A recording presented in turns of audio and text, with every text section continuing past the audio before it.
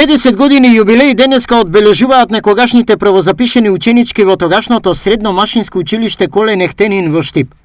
Со оглед на струките кои ги нудеше заварувачи, монтажери, швајцери и друго, ово училиште беше наречено и машко, бидејќи за жените место немаше. Да, ние сме прва генерација женски и мислеше дека се запишаме у некој си кој војско школата и немало женски. После некако школата се навикна на нас, да има и женски меѓу нив. Како оваа генерација го урна митот дека тие занимања се само за мажи. Кај што можат мажите да работат, ја мислам дека и жените можат.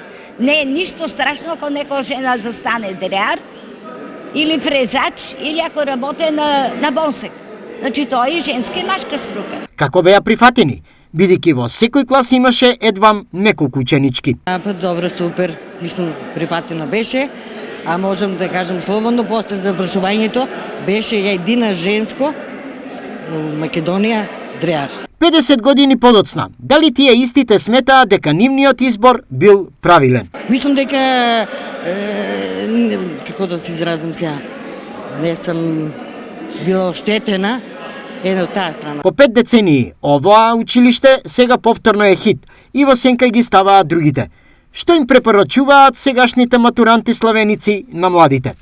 Па сега да продолжат и они да се определат, да занимање да видат.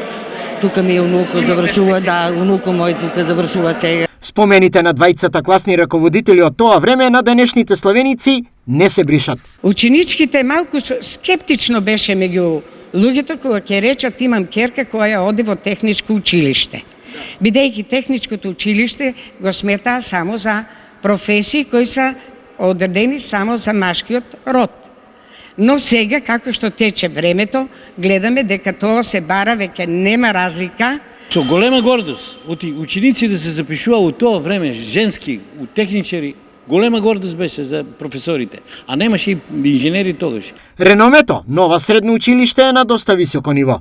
Впрочем, за тоа говори и овој факт. Денес го дефинираме нашето училиште како современо и модерно, кое што има 3 струки и 11 атрактивни профили. За тоа е доказ бројката на запишани ученици кој што секоја година се зголемува. Генерацијата 74-78 во некогашниот машински училишен центар броеше 90 тогашни ученички, а сега заслужни пензионери.